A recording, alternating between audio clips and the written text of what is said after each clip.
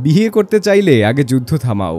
ইসরায়েলের প্রধানমন্ত্রী বেনিয়ামিন নেতানিয়াহুর ছেলে ইয়াইর নেতানিয়াহুর বিয়ে দ্বিতীয়বারের মতো পিছিয়ে গেল, কারণ ইরান ও ইসরায়েলের মধ্যে চলমান যুদ্ধ পরিস্থিতি।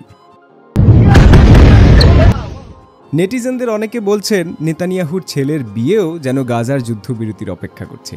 কেউ আবার মজা করে লিখছেন, ইরানের ড্রোন যেমন তেল আবিবের আকাশ দখল করে নিচ্ছে, তেমনি ইয়াইর বিয়ের আকাশও কালো মেঘে ঢেকে যাচ্ছে। জানা গেছে তেল আবিবের কাছে একটি সুপরিচিত অভিজাত স্থান রোনিত ফার্মে এই বিয়ের আয়োজন করা হয়েছিল। আবনারের অনুরোধে এই অনুষ্ঠানে কয়েকশো অতিথিকে আমন্ত্রণ জানানো হয়েছিল, তবে এতে দেশটির কোনো রাজনীতিবিদ মন্ত্রীরা আমন্ত্রণ পাননি। বহু প্রস্তুতি সম্পন্ন ছিল, ভেন্যু সাজানো, অতিথিদের আমন্ত্রণপত্র ছাপানো, ক্যাটারিং বুকড, সবকিছু রেডি। কিন্তু নিয়তির নির্মম পরিহাস, যুদ্ধের দোলাচলে নেতানিয়াহুর পরিবার আবারও সিদ্ধান্ত নিল এই কঠিন সময় রাজকীয় বিয়ের উল্লাস মানায় না। ফলে ইয়াইর নেতানিয়াহুর বিয়ের ঘণ্টা বেজে উঠল না, বরং থেমে গেল রাজনৈতিক অস্থিরতার শিকার হয়ে।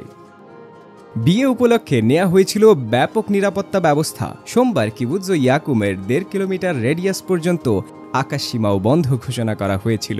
তবে ইরানের ক্ষেপণাস্ত্র হামলার জেরে শেষ পর্যন্ত বিয়ে স্থগিত করতে বাধ্য হন নেতানিয়াহু। বিশেষজ্ঞরা বলছেন, এই পিছিয়ে যাওয়া নেতানিয়াহুর ব্যক্তিজীবনের হতাশার প্রতীক হলেও এর রাজনৈতিক বার্তা বেশ বড়। নেতানিয়াহুর পরিবার এই সংকটে ব্যক্তিগত আনন্দ উৎসব থেকে দূরে থেকে যেন দেশের যুদ্ধ পরিস্থিতির প্রতি তাদের দায়িত্ববোধ দেখাতে চাচ্ছেন। আসলেও কি তাই চাইছেন? কমেন্ট করে আপনার মতামত জানান।